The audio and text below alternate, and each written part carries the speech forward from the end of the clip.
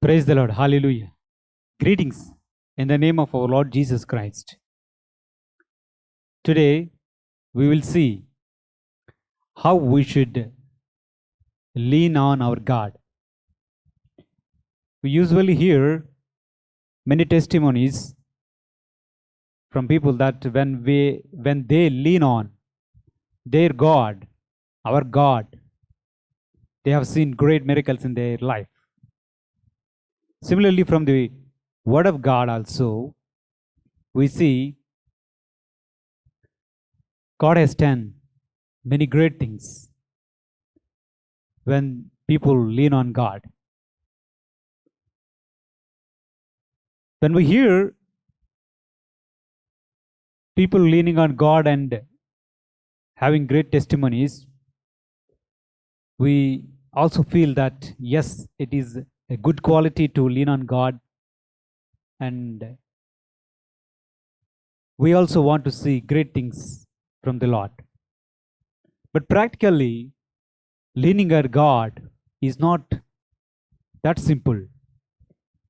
We need to practice, we need to train ourselves with many other qualities. There are many other qualities which we require to lean completely on our God, to rely upon our God. In this context, let us see the Word of God. 2 Kings chapter 18, verse 28. Here we see, then Rabshakeh stood and cried with a loud voice in Judean, saying, hear the word of the great king, the king of Assyria. Thus says the king, do not let Hizkiah deceive you, for he will not be able to deliver you from my hand. Nor let Hizkiah make you trust in the Lord, saying, Lord will surely deliver us, and this city will not be given into the hand of the king of Assyria. King of Assyria sent his messenger Rabshakeh. Rabshakeh, when we see in the Bible, he blasphemed God. He insulted the faith of Hizkiah. Hizkiah told his people, our God will deliver from our enemies. We need not worry. Hizkiah wanted to give this faith into the hearts of the people. But Rabshakeh came and spoke to the people in Judean language, saying, no one can deliver from the hand of the king of Assyria. It is not possible. Your king Hizkiah is saying, our God will deliver from the hand of the king of Assyria. It is not possible. People heard it. King Hizkiah also heard these words. Rabshakeh spoke like anything. He blasphemed God. He also spoke against the faith of Hizkiah. In this context, Hizkiah did one great thing. In chapter 19, from verse 1, and when King Hizkiah heard it, he tore his clothes, covered himself with sackcloth, and entered the house of the Lord. Then he sent Eliakim, who was over the household, with Shebna, the scribe, and elders of the priests, covered with sackcloth, to Isaiah the prophet, the son of Amos. When Hizkiah had heard the words of Rabshakeh, what did he do? Immediately put on sackcloths and sent some of his godly people to prophet Isaiah. He wanted to know the will of God. He wanted to know what God wants to say in this context. And he desired the help of the Lord.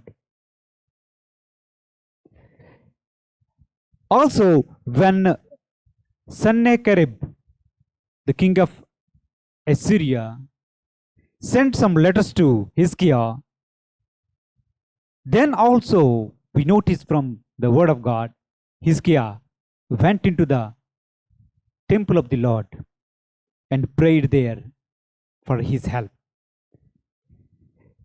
Chapter 19 in verse 14, then Hezekiah took the letter from the hand of the messengers and read it.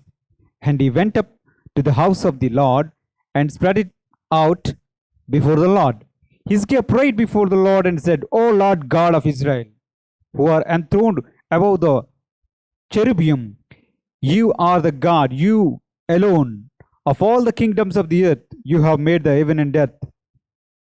Incline your ear, O Lord, and hear. Open your eyes, and O Lord, and see, and listen to the words of the Sennacherib, which he has sent to reproach the living God. Truly, O Lord, kings of Assyria have devastated the nations and their lands, and have cast their gods into fire, for they were not gods, but the work of men's hands, wood and stone. When he had received letters from king of Assyria, what did Hezekiah do? Hezekiah immediately went to the temple and he read the letter and spread it out before the Lord God. And he started praying, Lord God, you have heard how the messengers of king of Assyria and he himself blasphemed you, how they were speaking against your name. Lord, they're thinking that you are like other gods. Let them know that you are the true living God who created the whole heaven and earth and everything. In this way, he prayed. Our point of discussion is, when this was happening in Judah,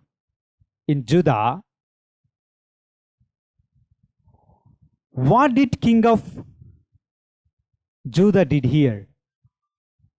Hezekiah, what did he do?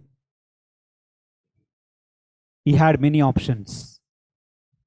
The first option is he can go and fight against the army of king of Assyria.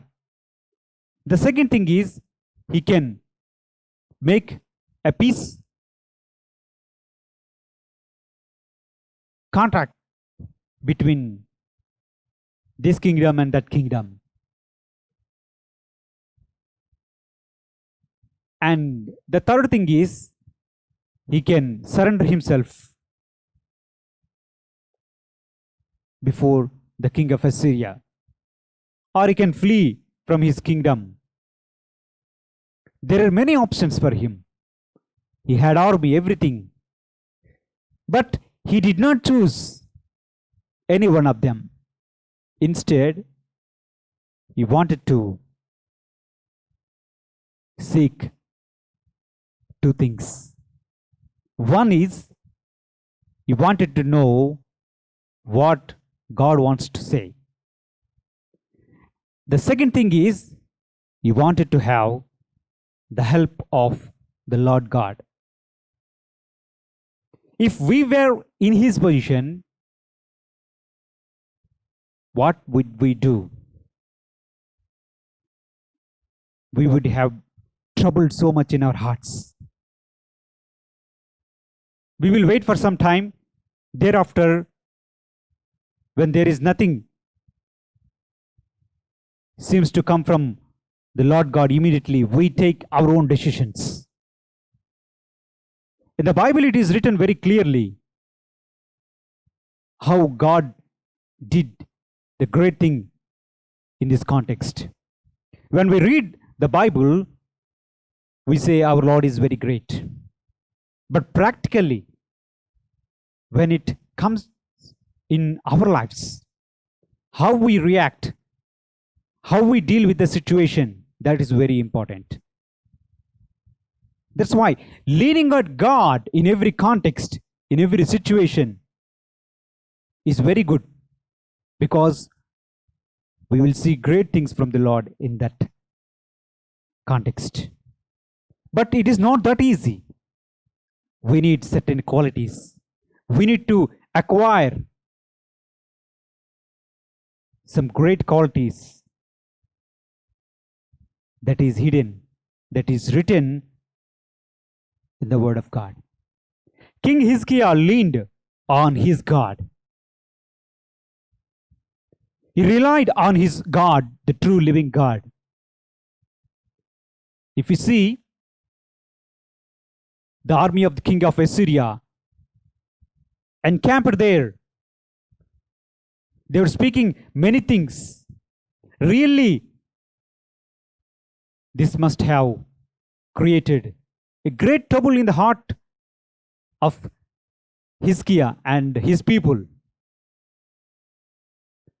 But the way Hezekiah dealt with this situation really tells us, if we really lean on our God and if we rely on our God, we can do and we can see great things from the Lord which we cannot do on our own. This is very important. In the Word of God, there we see in verse 32 of chapter 19, therefore thus says the Lord concerning the king of Assyria, he will not come to this city or shoot an arrow there, and he will not come before it with a shield or throw up a siege ramp against it. By the what? By the way that he came, by the same way he will return. And he shall not come to this city, declares the Lord. For I will defend this city to save it for my own sake and for my servant David's sake. Hezekiah sought two things. One is, what is the will of God? That is an answer from the Lord. Through his prophet Isaiah, God spoke to Hezekiah. God said, do not worry. Don't be afraid of his words, because I will make him to go and return in the same way through which he came to you. He will not come before you with a shield or shoot an arrow there. Don't worry. I am going to defend this city. My dear friends, when we really rely upon our God and we lean on our God, we see the great and mighty help of the Lord God. Through his prophet Isaiah, God spoke to Hezekiah, don't worry, I'm going to defend this city. And the second thing is, in verse 35, then it happened that night that the angel of the Lord went out and struck 185,000 in the camp of Assyrians. And when men rose early in the morning, behold, all of them were dead. So Sennacherib, king of Assyria, departed and returned home and lived at Nineveh. It came about as he was worshipping in the house of Nisroch his god, that Adramelech and Sarezer killed him with the sword. Look at what happened to king of Assyria.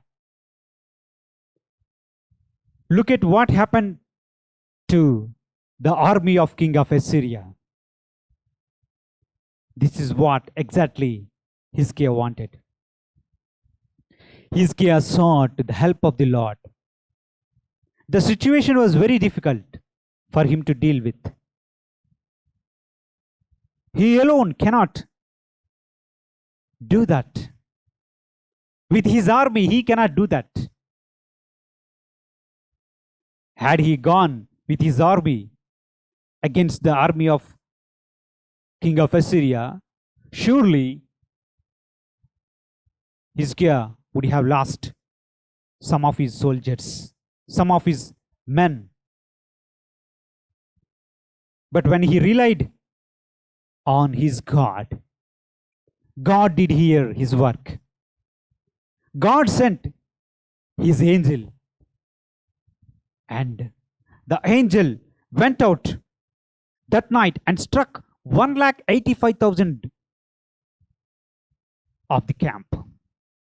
One angel struck 185,000 army of the king of Assyria. Look at the help of the Lord God when Hezekiah leaned on his God.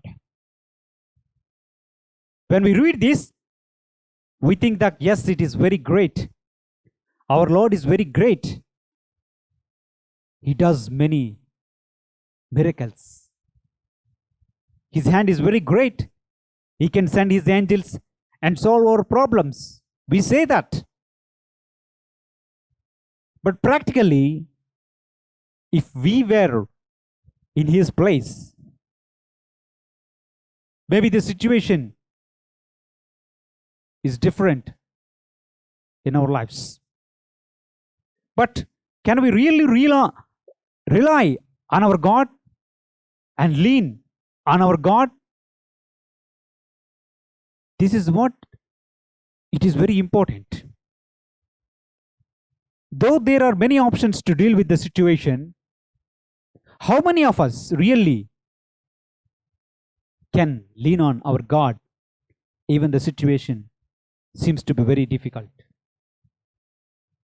We want to get the help of the Lord in every situation, in every difficult situation,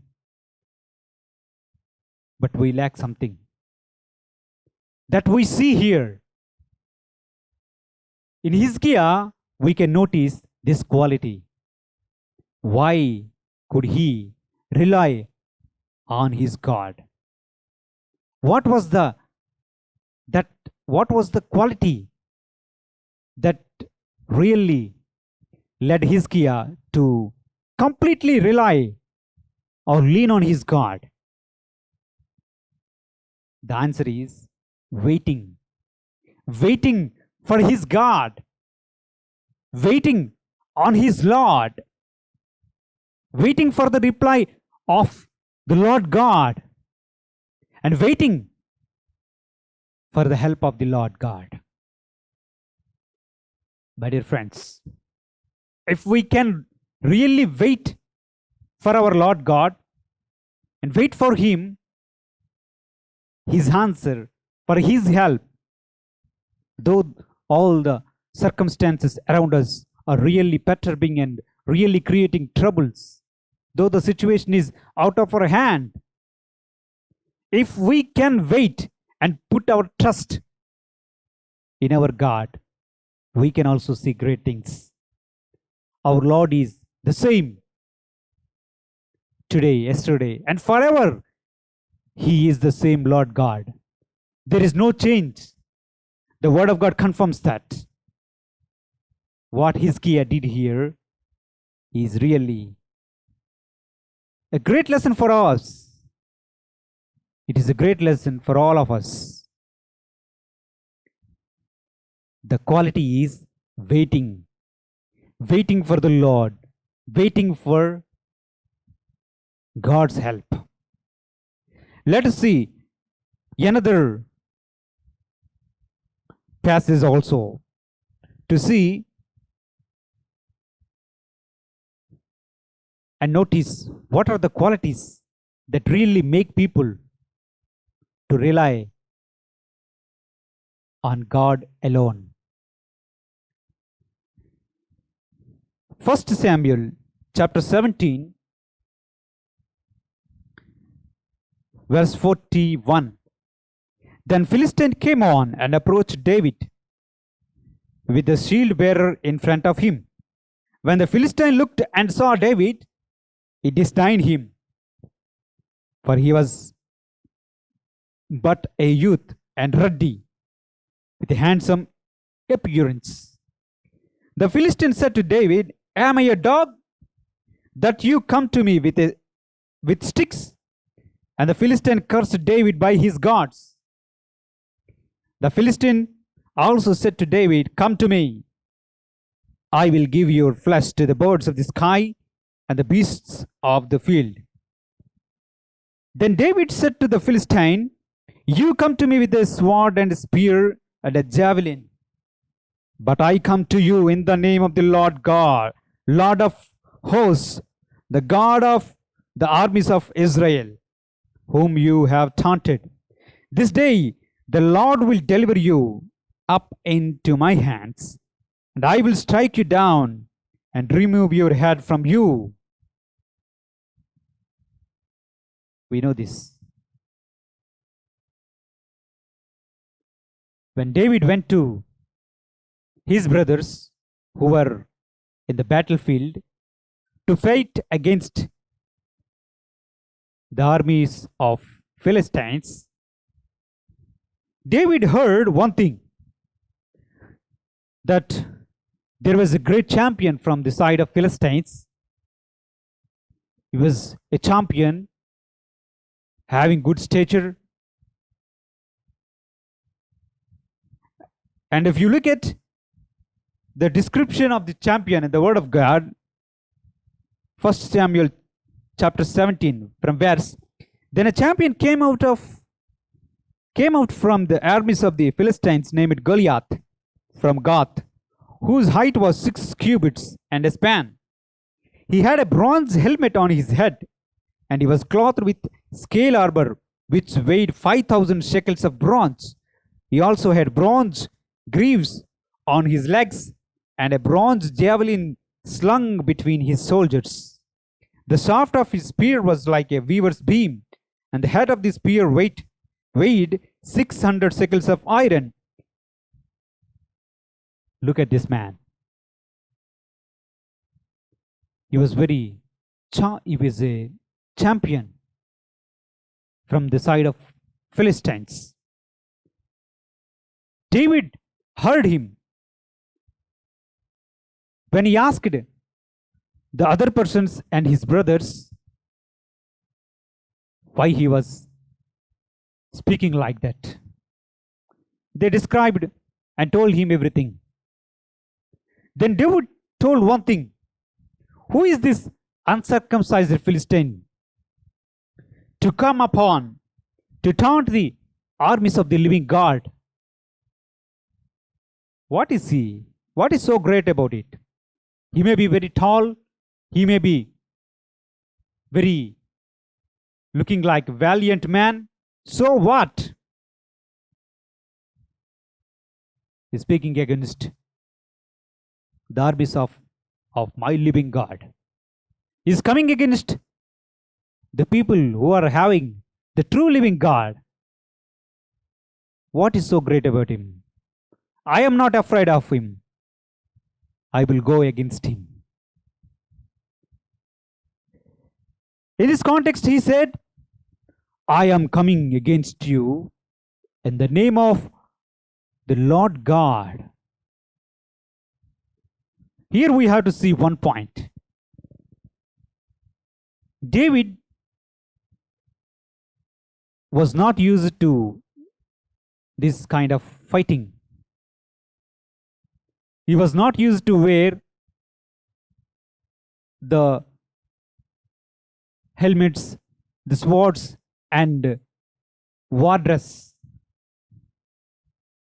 But he was ready to go to fight against this Philistine.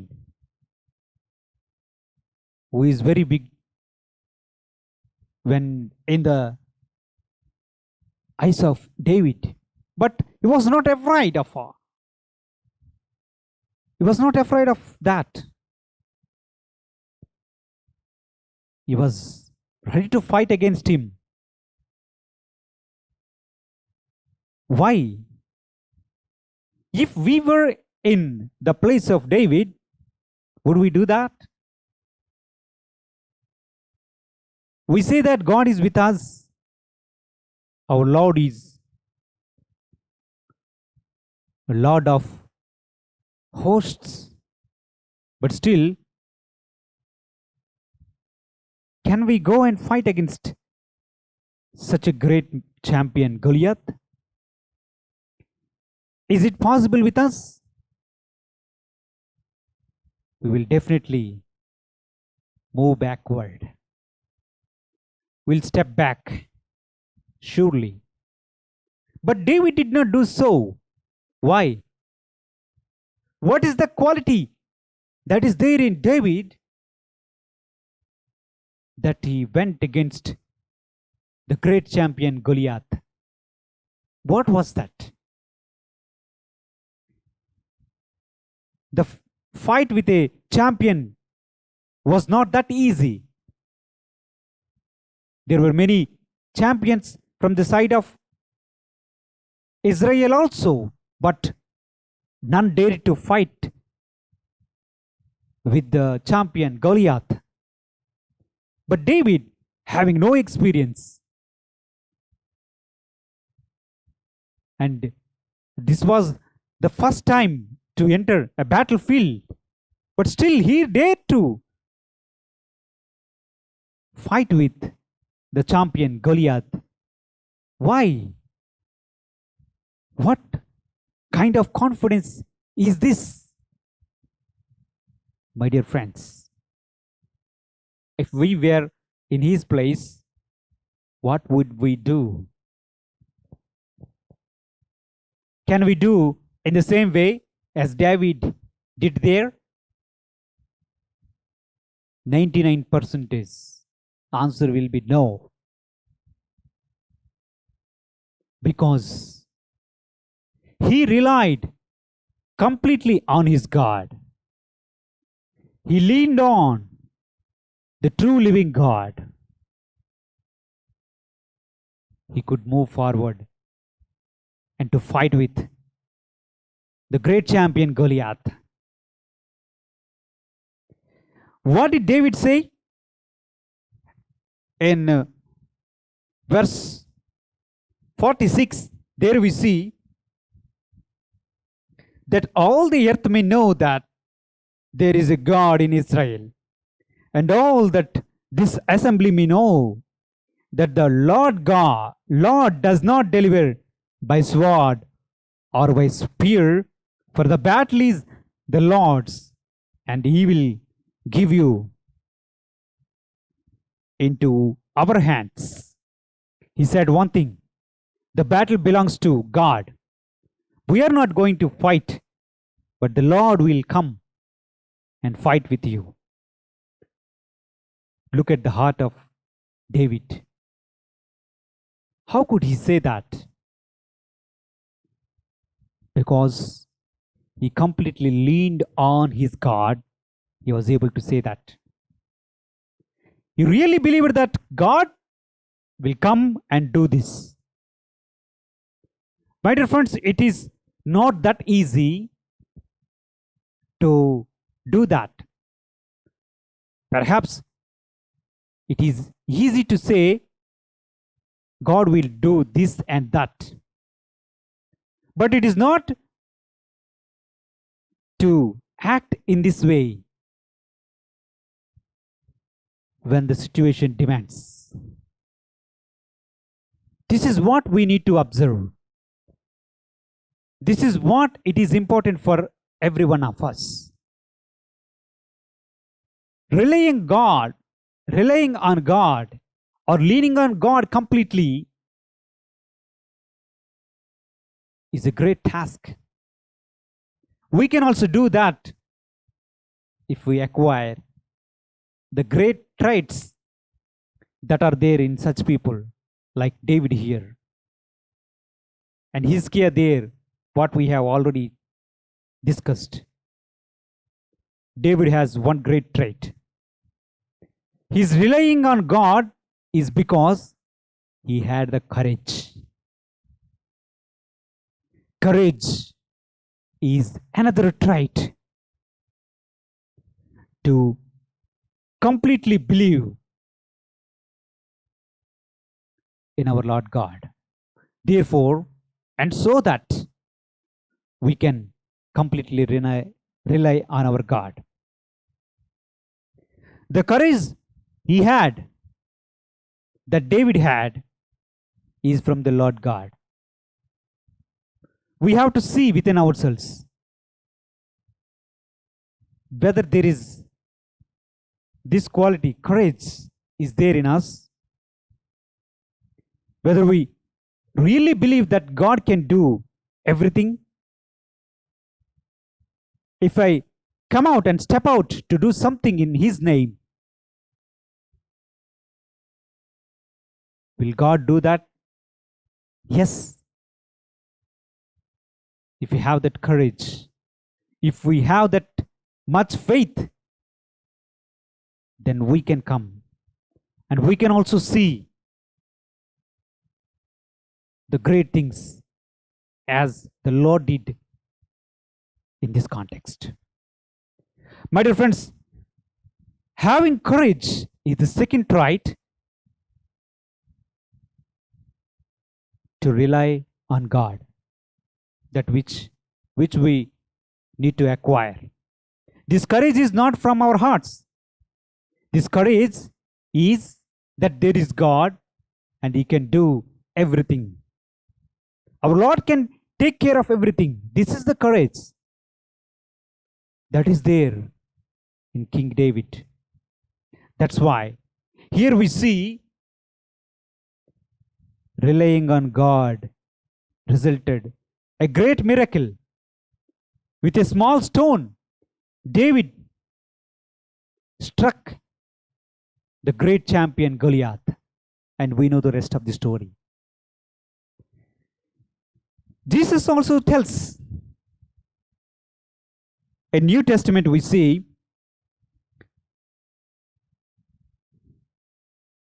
He also said the same thing. He also asked His disciples to have this kind of relying on Him alone. God, in His words, if we carefully observe, He also said the same thing. Let us see Mark chapter 4, verse 35. On the day when evening came, He said to them, "Let us go over to the other side." Leaving the crowd, they took Him along with them in the boat, just as He was.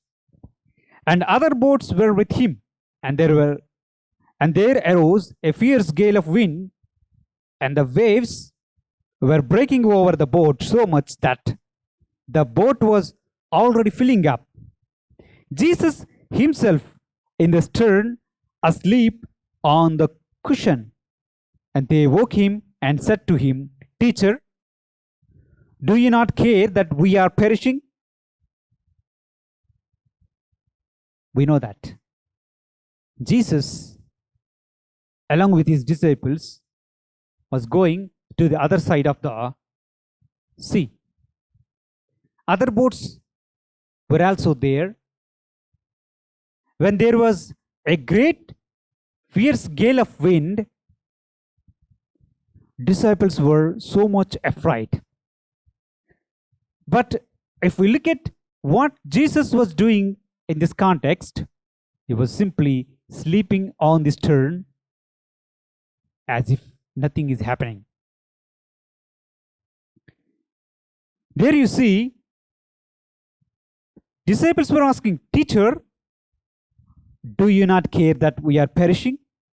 And he got up and rebuked the wind and said to the sea, Hush, be still. And the wind died down and became perfectly calm. And he said to them, Why are you afraid? Do you still have no faith? Look at the words of Jesus Christ. What was he saying? Why are you afraid? Do you still have no faith? Here, the situation is like creating trouble in their hearts. If we were in that situation, we would also react in the same way. Jesus was sleeping, but there is fierce wind striking against the boat, and the water is filling up the boat.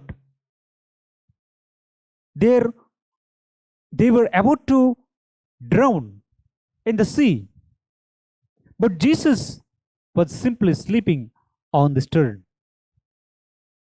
When they came and woke him, asked him, Lord, teacher, we are perishing. He said, after calming down the wind, he said, Why are you so afraid? Do you still have no faith? What is the intention of the Lord God here? He wanted to tell one thing to his disciples. The situation may be very difficult. It seems to be like it is taking away our lives. The situation may be like that is not in our control.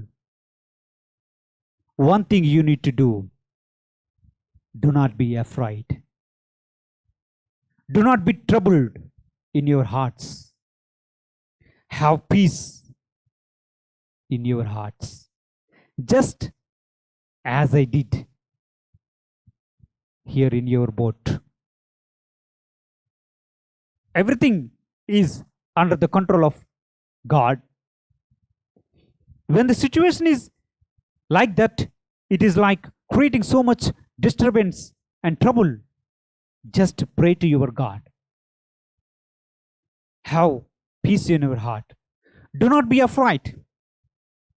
Do not be worried about the situation, but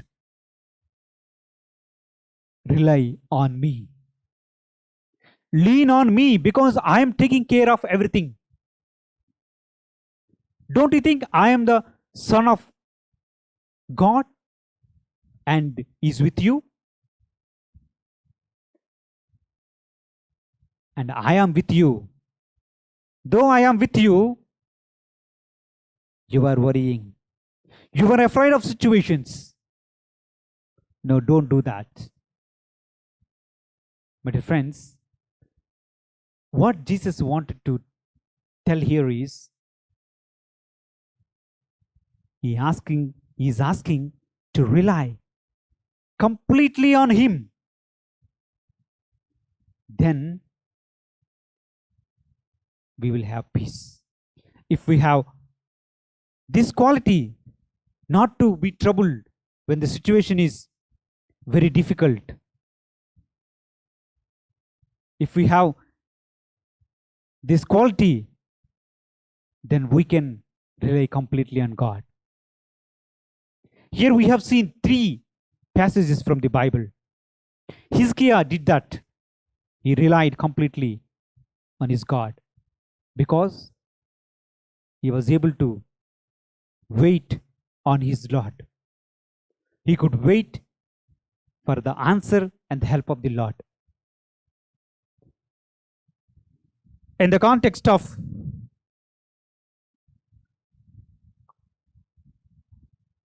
David